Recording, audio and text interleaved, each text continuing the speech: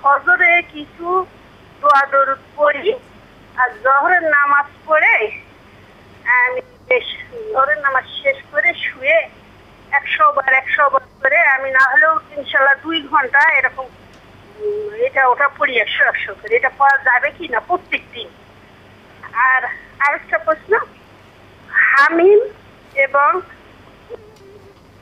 সালামুল কওলা সালাম 7 সালাম এগুলা পড়া যাবে না? না পড়ার নিয়মটা কি থাকে যদি একটু বলবেন?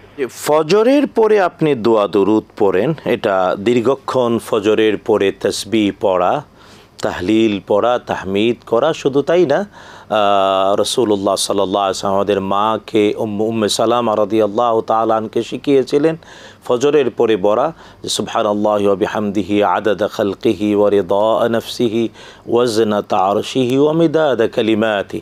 ঠিক এই ধরনের সুন্নায় প্রমাণিত তাসবিহগুলো পড়া অনেক বড় সৌভাগ্য, অনেক বেশি সওয়াব আমল করবেন।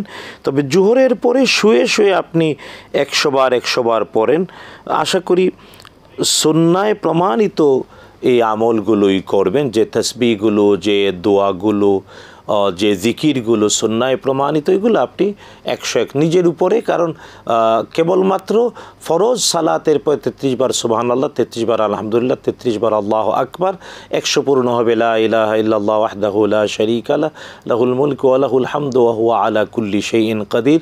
ঘুমাতে গিয়ে 33 বার সুবহানাল্লাহ, 33 বার আলহামদুলিল্লাহ, 34 বার আল্লাহু আকবার, এবং এর বাইরে আরও কিছু কিছু তাসবিহ, যেমন লা ইলাহা ইল্লাল্লাহ ওয়াহদাহু লা শারীকা লাহু লাহুল মুলকু ওয়া লাহুল হামদু ওয়া হুয়া আলা কুল্লি শাইইন কাদির 100 বার পড়া। ঠিক এই ধরনের বেশ কিছু তাসবিহ রাসূলুল্লাহ সাল্লাল্লাহু আলাইহি ওয়াসাল্লাম 100 বার 70 বার এই ধরনের পড়েছেন। যেমন দিনে রাতে 70 বার অথবা দিনে রাতে 100 বার ইস্তেগফার করেছেন। তো এইগুলো আপনি করতে পারেন, আল্লাহ তৌফিক দিন। তবে প্রসঙ্গত বলি, জোহরের পরে ঘুমানোটা সুন্নাহ দ্বারা প্রমাণিত। জোহরের পরে একটু সময় বিশ্রাম, এটা কাইলুলা কাইলুন কোরআন আল কারীমেও শব্দটি এসেছে। সুতরাং জোহরের পরে একটু বিশ্রাম নেওয়া, যদি অনেক কর্মব্যস্ত মানুষের জন্য তা হয়ে ওঠে না, তো হ্যাঁ, আল্লাহ তাআলা আপনার এই অভ্যাসকে কবুল করুন এবং জিকিরগুলো কবুল করুন, আমিন। হামিম, কোরআন আল কারীমের নির্দিষ্ট কয়েকটি সূরার সূচনায় আছে হামিম, এবং হ্যাঁ, সালাম এই শব্দটিও কোরআন আল কারীমে 7 বার ওনাদের অনেকে আমল করেন, ওই সালামুন কাওলাম মির রাব্বির রাহিম।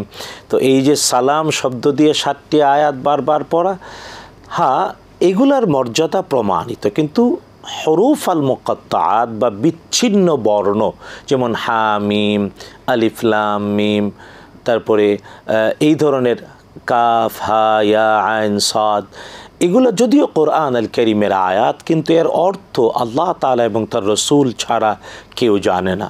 এটা সত্য, কেবল তেলাওয়াত করলে এর প্রতি অক্ষরে 10 নেকি অবশ্যই হবে। আর হ্যাঁ, আল্লাহ তাআলার মহিমা এবং রব্বুল আলামিনের শ্রেষ্ঠত্ব প্রমাণ করে এই বিচ্ছিন্ন বর্ণগুলো, এই চেতনা বিশ্বাস নিয়ে পড়লে সওয়াব হয়তো আল্লাহ অনেক গুণ বাড়িয়ে দেবেন। তবে হ্যাঁ, অর্থ বোঝা যায় এমন আয়াতগুলো আরও বেশি পড়ার চেষ্টা করা। আল্লাহ তাআলা তৌফিক দিন, আমিন।